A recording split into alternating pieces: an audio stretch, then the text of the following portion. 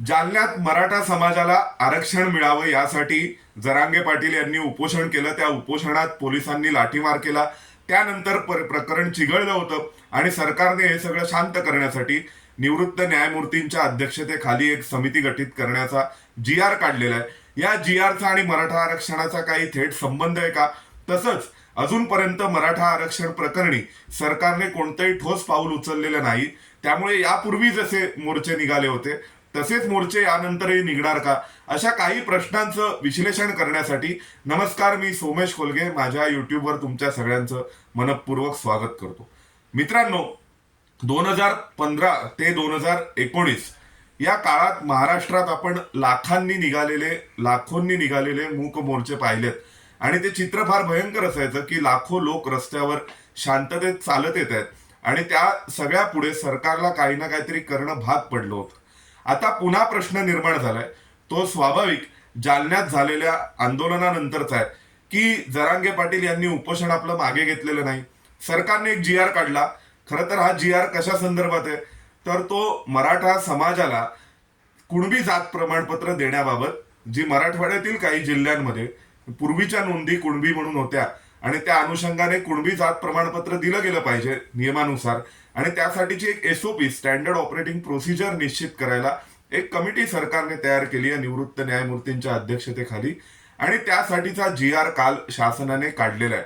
स्वाभाविक याचा थेट संबंध मराठा आरक्षणाशी नाही.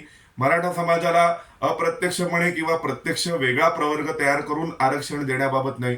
थोडक्यात सध्या सांगायचं तर वृत्तपत्रांच्या भाषेत सरकारने पानं पुसली आहेत कोणाच्या तरी तोंडाला आणि यानंतर आता पुन्हा मराठा लाख मराठा 2.0 घडणार का, असा एक प्रश्न उपस्थित होतोय आणि त्या अनुषंगाने अनेक जण विचार करतायत. त्या संदर्भात बोलण्यासाठी आज मी तुमच्या सगळ्यांसमोर हा व्हिडिओ करतोय. मित्रांनो, 2015 ते 2019 महाराष्ट्रभर मराठा समाजाचे मोर्चे निघाले. या मोर्चांमध्ये अनेक लोक सहभागी होत होते. त्याही वेळेस मी काही जणांना भेटून प्रश्न विचारायचो की तुम्हाला आरक्षण हवंय का? तर अनेकांचं म्हणणं होतं की आम्हाला आरक्षण वैयक्तिक नकोय, आम्ही शहरात राहणारे आहोत, आम्ही चारचाकी गाड्यांमध्ये फिरणारे आहोत, क्रिमिलेअर असला पाहिजे असं आमची मागणी आहे आणि क्रिमिलेअर असणार हे आम्हालाही माहिती आहे. क्रिमिलेअर असल्यावर आम्ही त्या आरक्षणातून वगळले जाणार हे देखील आम्हाला माहिती आहे. पण ग्रामीण भागातील जो गरीब मराठा आहे, जो बहुजन शेतकरी काम करणारा, अनेक वर्ष मोलमजुरी करणारा मराठा आहे, त्या समाजाला मात्र आरक्षणाची गरज आहे. त्या समाजाकडे तुम्ही एक अनरिझर्व्ड किंवा अभिजन समाजाचा घटक म्हणून पाहू शकत नाही. आणि हा जो युक्तिवाद होता, हे आर्ग्युमेंट होतो, या सगळ्यामध्ये दम होता, कुठे ना कुठेतरी त्याला ऐतिहासिक पार्श्वभूमी होती. पण अनेक मोठ्या प्रमाणावर त्या आंदोलनांमध्ये सहभागी होणारे तरुण किंवा लोक यांना माहिती होतं की आपण काही या सगळ्याचे थेट लाभार्थी नसणार आहोत. तरी सुद्धा सर्वसामान्य माणसं मोठ्या तळमळीने आणि सच्च्या भावनेने त्या आंदोलनामध्ये सहभागी झाली होती. ती कुठल्या पक्षाने आणली वगैरे हा सगळा बावळटपणा आहे. पक्ष त्यामागे कदाचित काही घडवून आणण्यामध्ये असू शकतात, पण पक्षाने वगैरे आणली होती अशातला भाग नव्हता. खरोखर लोक स्वतःहून रस्त्यावर येऊन काम करत होते आणि एक लीडरलेस अशा स्वरूपाची ती मुवमेंट होती. तशी मुवमेंट पुन्हा उभी राहू शकते का? तर आजच्या जर संदर्भाने विचार करायचं झालं तर मला असं वाटतं की आता पुन्हा तशी मुवमेंट उभं राहणं अशक्य. दुसरा मुद्दा असा की त्यावेळेसची परिस्थिती लक्षात घेता कोपर्डीच्या बलात्काराच्या घटनेची त्या सगळ्याला पार्श्वभूमी होती. कोपर्डीत एका तरुणीवर बलात्कार झाला, तो काही विशिष्ट समाजाच्या तरुणांनी केला होता. त्यांनी कायद्याचा आधार घेत संबंधित तरुणीच्याच नातेवाईकांना त्रास दिला आणि मग त्यानंतर हे लोण फोफावत गेलं आणि मग ज्या मराठा समाजाच्या मराठा मोर्चांच्या मागण्या होत्या, त्या मागण्यांमध्ये एक प्रामुख्याने पहिल्यांदा मागणी होती की अॅट्रॉसिटी कायदा रद्द करा.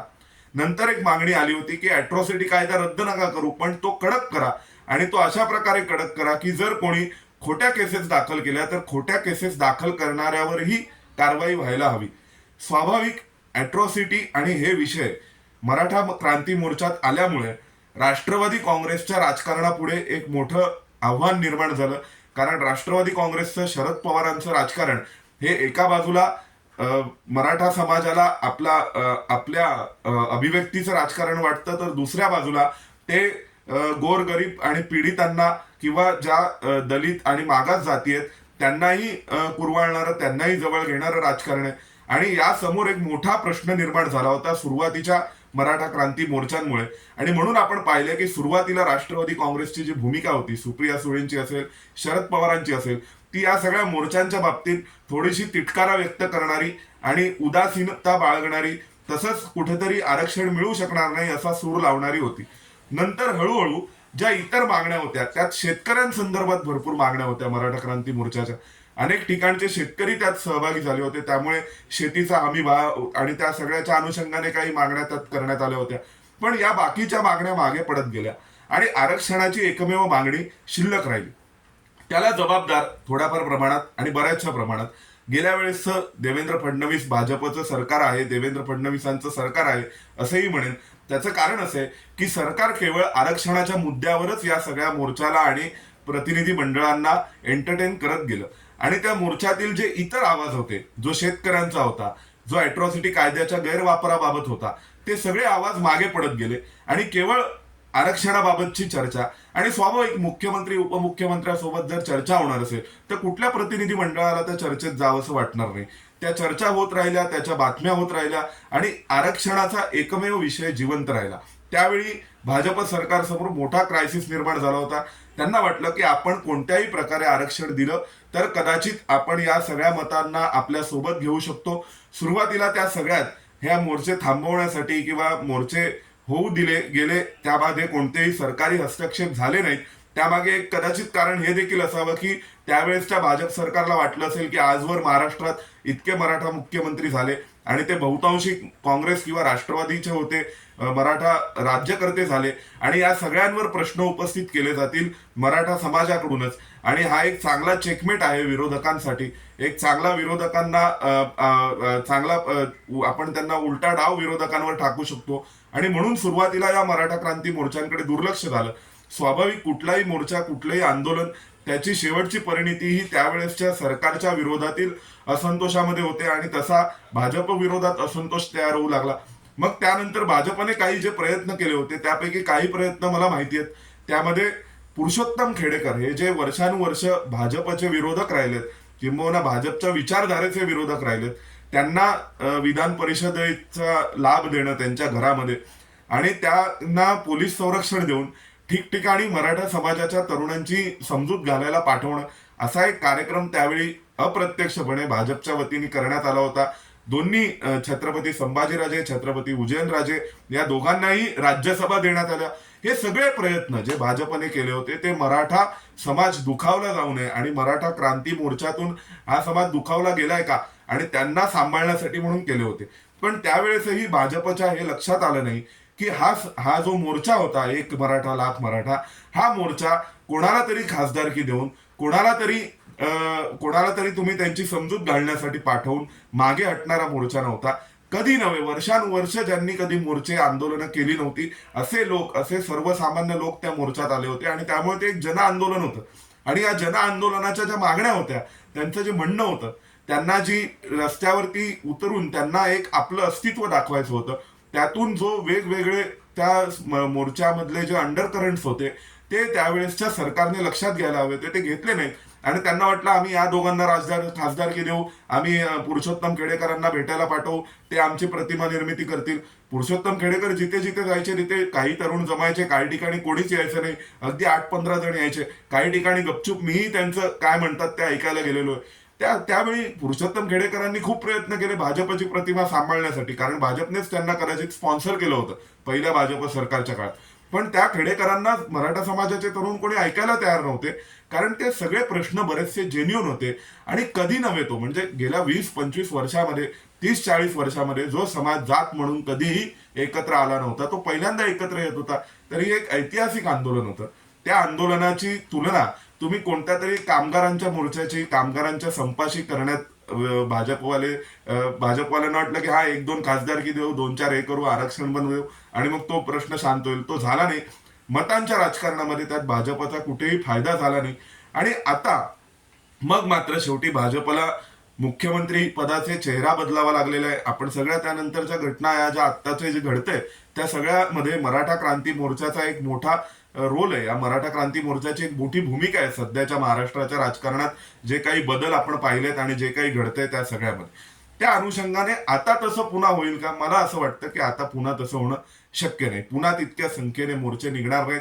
कारण कारण त्यावेळेस जो मोर्चा निघाला होता तो आपलं सामाजिक अस्तित्व दाखवण्यासाठीचा मोर्चा होता.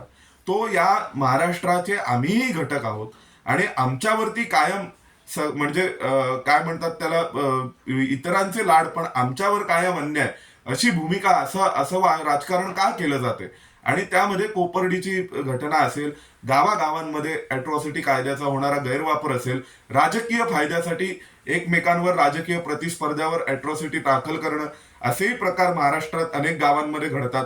या सगळ्याच्या पार्श्वभूमीवर जो एक असंतोष होता, त्या असंतोषाचा परिणाम म्हणून ते मोर्चे निघाले होते. आणि बाहेर नेत्यांनी वगैरे काही सांगू दे, पण त्या मोर्चातून त्या समाजाला आपली अभिव्यक्ती समोर आणायची होती. आणि माझ्या माहितीप्रमाणे त्या मोर्चांमध्ये सगळ्या प्रकारचे लोक, संभाजी ब्रिगेडमध्ये काम केलेले कार्यकर्ते, राष्ट्रवादी काँग्रेसमध्ये काम केलेले कार्यकर्ते, भाजपमध्ये काम केलेले कार्यकर्ते, शाखांमध्ये संघाच्या कधी लहानपणी गेलेले कोणी तरुण, असेही सगळेजण त्या मोर्चांमध्ये गेले होते. म्हणजे तो मोर्चा केवळ काहीतरी एक छोट्या मोठ्या मागणीसाठीचा मोर्चा होता असं नव्हता. ज्यांना माहिती होतं की आपल्याला आरक्षणाचा लाभ मिळणार नाही, आपण त्याचे लाभार्थी नसणार आहोत, क्रिमिलेअर असणार आहे, त्यामुळे आपल्याला आरक्षणाचा कुठेही लाभ मिळणार नाही, असे सुद्धा सगळेजण त्या मोर्चात गेले होते. त्यामुळे सध्याच्या पार्श्वभूमीवर जे जालन्यामध्ये सुरू आहे, आणि त्यानंतर काही जणांना असं वाटतंय की जालन्यातल्या आंदोलनातून पुन्हा एकदा महाराष्ट्रामध्ये आंदोलन उभं राहील, तर मला तसं वाटत नाही. कारण आजवरचा इतिहास असं सांगतो की एखादं मोठं आंदोलन एका समाजाने केल्यानंतर लगेच पुन्हा तितक्याच ताकदीने सर्वांनी एकत्र येणं, मग त्यासाठी सुट्ट्या टाकणं, त्यासाठी मोर्चांना हजेरी लावणं, हे काही शक्य होत नाही. त्यामुळे ते आता केलं जाईल असं मला वाटत नाही. दुसरी गोष्ट, गेल्या वेळेसच्या भाजप सरकारने ज्या काही चुका केल्या होत्या मराठा क्रांती मोर्चाला हँडल करण्याच्या बाबतीत, त्या चुका यावेळेसचं सरकार करायला तयार नाहीये.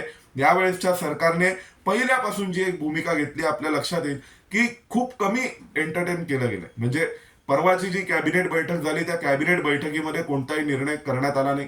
त्यानंतर एक बैठक झाली आणि 10-15 विषयाच्या ज्या बैठका होत्या त्यापैकी एक विषय असं ट्रीट या विषयाला करण्यात आलं. आणि त्यानंतर GR काढण्याची घोषणा झाली. दुसऱ्या दिवशी काल GR निघाला. GR मध्ये काही असं थेट आश्वासन किंवा ठोस आश्वासन दिलं गेलेलं नाहीये. आणि कोणत्याही बाबतीत आम्ही आयोग गठीत करू किंवा आम्ही केंद्र सरकारकडे जाऊ, आम्ही सर्वोच्च न्यायालयामध्ये अपील, असं काही ठोस सांगितलं गेलेलं नाहीये. काल सगळ्या ठिकाणी दहीहंडीच्या कार्यक्रमांमध्ये सरकारचे मुख्यमंत्री, उपमुख्यमंत्री सहभागी झाले होते. त्यामुळे एखादी मागणी ही फार एंटरटेन करत गेलं तर ती जास्त वाढत जाते, असं त्यांच्या लक्षात आल्यानंतर आता भाजपने याबाबतीत एक वेगळी भूमिका घेतलेली दिसते. शिंदे फडणवीस सरकारने एक वेगळी भूमिका घेतलेली दिसते. आणि खरोखरच आता पुन्हा एकदा लाखोंनी मोर्चे निघतील, तितक्या संख्येने लोक रस्त्यावर येतील असं जवळपास शक्य नाही, याविषयीची खात्री सरकारला आहे. आणि म्हणून सरकारची याबाबतीतली भूमिका ही फार एंटरटेन न करता कमीत कमी महत्व या प्रश्नाला द्यायचं. त्याबाबतचा जो उपोषणाचा विषय आहे तो त्यांनी मागे घ्यावं यासाठी प्रयत्न करायचे. आपल्याला माहिती आहे सुरुवातीला सरसकट आरक्षणावरती अडलेले जे उपोषणकर्ते होते ते नंतर मराठवाड्यातल्या कुणबी जात प्रमाणपत्राबद्दलच फक्त बोलू लागले. आता त्यातही काही GR मधल्या अमुक तमुक बद्दल करा, असं करा, तसं करा, एवढं बोलू लागले. त्यामुळे हळूहळू जे आंदोलन करतात त्यांना स्वतःच्या टर्म्स अँड कंडिशन्सवर आणून सरकार कुठेतरी या सगळ्यात तडजोड करेल असं वातावरण आहे, अशी माहिती सरकारकडे आहे. आणि त्या दृष्टीने मुख्यमंत्री एकनाथ शिंदे, उपमुख्यमंत्री देवेंद्र फडणवीस आणि अजितदादा पवार यांचे प्रयत्न सुरू आहेत असं आपण म्हणू शकतो. तुम्ही हा व्हिडिओ पाहिलात त्याबद्दल धन्यवाद. व्हिडिओ तुम्हाला आवडला असला तर लाईक करा, सबस्क्राईब करा. आपण पुन्हा भेटू एका नव्या विषयासह. तोपर्यंत स्वतःची काळजी घ्या.